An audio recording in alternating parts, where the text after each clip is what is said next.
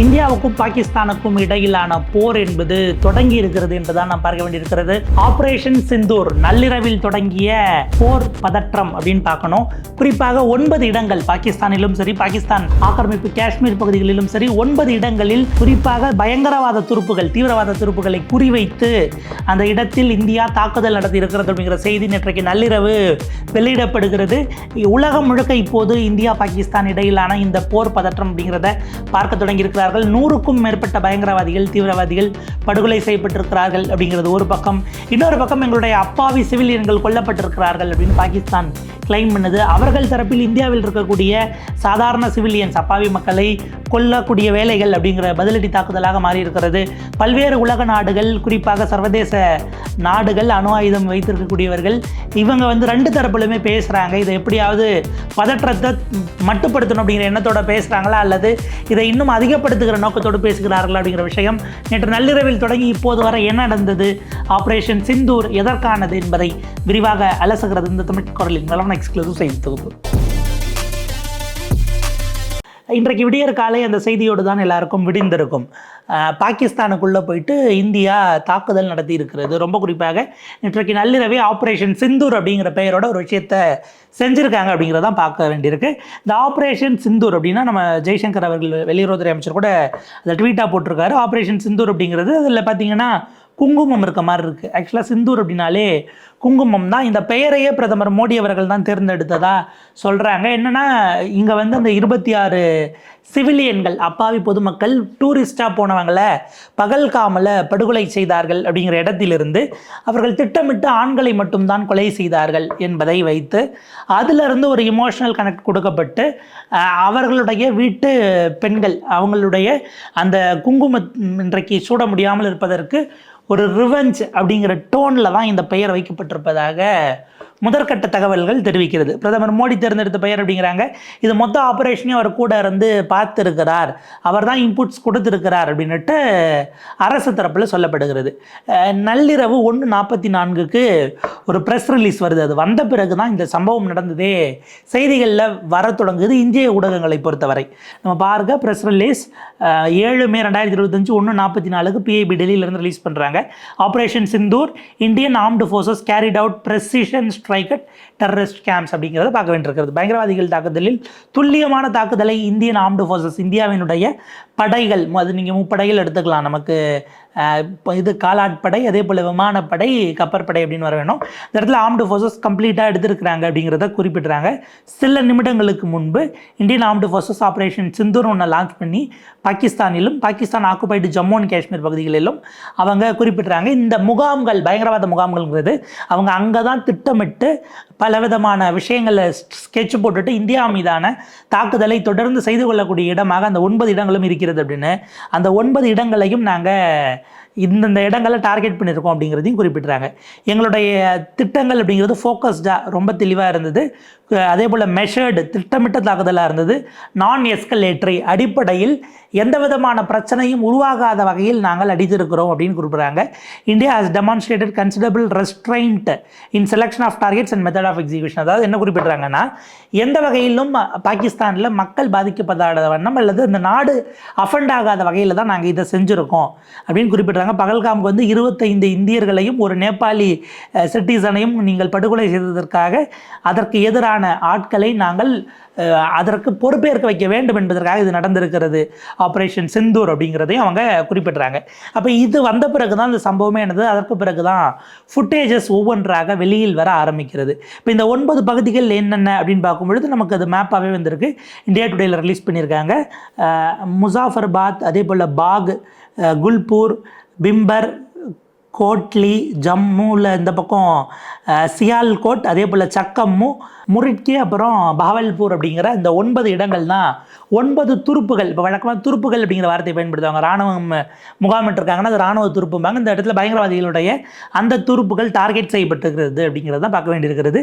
NDTV இது குறித்த ஒரு எக்ஸ்க்ளூசிவான விஷயங்கள், இந்த வீடியோஸ், வீடியோஸ் நம்ம போட்டோம் அப்படின்னா அது இஷ்யூ ஆகும் அப்படிங்கிறதுனால, இஷ்யூ ஆகும் இந்த சென்ஸ் யூடியூப் சில விஷயங்களை ரெஸ்ட்ரெயின் பண்ணியிருப்பாங்க. அது பெரிய அளவுக்கு வைரலாக போகிறது கொடுத்ததுனால அதனால் என்டிடிவியினுடைய அந்த ரிப்போர்ட்டை பார்த்தோம்னா ஆப்ரேஷன் எப்படி இந்தியா ஸ்ட்ரைக் 9 டெரர் பேசஸ் இன் பாகிஸ்தான் இன் ஹிஸ்டாரிக் ட்ரை சர்வீசஸ் ஆப்ரேஷன் அப்படிங்கிறதையும் குறிப்பிடுறாங்க. இப்போ இதில் வந்து பார்த்திங்கன்னா எந்தெந்த அமைப்புகள் குறிவைக்கப்பட்டது, ஏன்னா ஒரு தாக்குதல் நடக்குது அமைப்புகள் அப்படின்னும் போது பார்த்தோன்னா 3 பயங்கரவாத அமைப்புகள் வைக்கப்பட்டிருக்கிறது. இந்தியாவுக்கு எதிராக செயல்பட்டு வந்த 3 பயங்கரவாத அமைப்புகள். இதில் பலருக்கு வந்து பார்த்திங்க அப்படின்னா பாகிஸ்தான் அரசு துணை செய்திருக்கிறதுங்கிற குற்றச்சாட்டு பகிரங்கமாக இருக்குது. பாகிஸ்தான் அரசு அதை ஏற்றுக்கலை. இப்போ பார்த்தீங்கன்னா ஜெய்ஷ் இ முகமது அப்படிங்கிற அமைப்பு JEM இவங்க வந்து பார்த்திங்கன்னா 4 துருப்புகள் அவங்களுடைய இடங்கள் நேற்றைக்கு குறிவைத்து தாக்கப்பட்டிருக்கிறது. அதே போல் லஷ்கர் இ தொய்பா LETனுடையது 3. அடுத்து பார்த்திங்க அப்படின்னா ஹிஸ்புல் முஜாஹிதீனுடைய 2 துருப்புகள் அப்படின்னு 4, 3, 2 ஸோ மொத்தம் 9 துருப்புகள் அப்படிங்கிறது பார்க்க வேண்டியிருக்கிறது. இதில் ஆக்குபைடு பகுதிகளில் இருக்கக்கூடியது அல்லது பாகிஸ்தானுக்குள்ளே இருக்கக்கூடியது அப்படின்ற விஷயங்களை தனித்தனியாகவே பிரித்து அவங்க கொடுத்துருக்குறாங்க. இப்போ இந்த இடத்துக்கு பிறகு தான் பாகிஸ்தான் தரப்பிலிருந்து அவங்க என்ன பண்ணுறாங்க, அங்கே இருக்கக்கூடிய திரு ஷபாஸ் ஷெரீப் அவர்கள் சொல்லியிருக்கக்கூடியது எங்களுடைய அப்பாவி மக்கள் பாதிக்கப்பட்டிருக்கிறார்கள், 3 பேர் வரைக்கும் இறந்தாங்கன்னாங்க. அப்புறம் அது 8 பேர் வரைக்கும் வந்துருச்சு, சிலர் படுகாயமடைந்திருக்கிறார்கள். இந்த அப்பாவி மக்களின் மீது, அதாவது எங்கள் மீது நேரடியாக இந்தியா போர் தொடுத்திருக்கிறது அப்படின்னு பாகிஸ்தானினுடைய ஷபாஸ் ஷெரீப் அவர்கள் கடுமையான குற்றச்சாட்டுகளை முன்வைத்திருக்கிறார். பதிலுக்கு நாங்களும் திருப்பி பதிலடி கொடுப்போம் இதற்கான விஷயங்கள் அப்படிங்கிற ஒரு பாயிண்ட்டை அவர் முன்வைக்கிறார். அடிப்படையில் எப்பயுமே கடந்த காலகட்டத்தில் இந்தியாவினுடைய நிலைப்பாடுகளை பொறுத்தவரை இல்லை உலக சமூகமே ஒரு பாயிண்ட்டை முன்வைக்க என்ன அப்படின்னா, போரில் வந்து முதல்ல தாக்குறவங்க யாரோ அவங்களுக்கு நாங்கள் ஆதரிக்க மாட்டோம் அப்படிங்கிற மாதிரியான ஒரு நிலைப்பாட்டை கடந்த காலத்தில் பல்வேறு நாடுகள் எடுத்திருக்கிறது.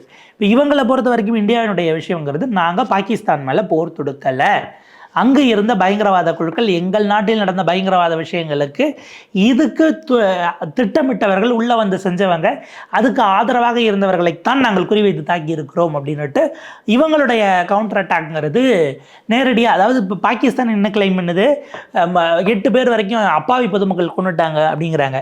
இந்தியா சொல்கிறது நாங்கள் 100க்கும் மேற்பட்ட, காலையில் 80 இருந்தது, இப்போ 100 பேர் வரைக்கும்ங்கிறாங்க, 100க்கும் மேற்பட்ட பயங்கரவாதிகளை தீவிரவாதிகளை நாங்கள் படுகொலை செய்திருக்கிறோம். ஏன்னா அவங்க இந்தியாவுக்கு எதிராக வேலை பார்த்தாங்க. தீவிரவாத குழுக்களை என்ன ஆனாலும் சரி வேரோடும் வேரோடி மண்ணோடும் சாய்க்க வேண்டும்ங்கிறதுனால நாங்கள் செஞ்சோம் என்பது இந்தியாவினுடைய கிளைமாக இருக்கிறது. பாகிஸ்தான் அந்த 100 பேர் இங்கே எல்லைக்குள்ளே செத்து போயிட்டாங்கன்னு சொல்ல முடியாது. சொன்னால் அவங்க பயங்கரவாதிகள்லாம் நீங்கள் ஏன் இடம் கொடுத்தீங்க அப்படிங்கிற இடம் வரும். இப்போ அதற்கு பதில் சொல்லணும், சர்வதேச அளவுக்கு நாங்கள் தான் இடம் கொடுத்தோம், நாங்கள் தான் வளர்த்தோம் அப்படின்னு சொல்ல முடியாதுங்கிற ஒரு சூழல் வரக்கூடிய அந்த நெருக்கடி நிலையில் தான் இவங்க இப்படியான கவுண்ட்ஸ் நகர்த்திக்கிட்டு இருக்காங்க அப்படின்னு பார்க்க வேண்டியிருக்கிறது.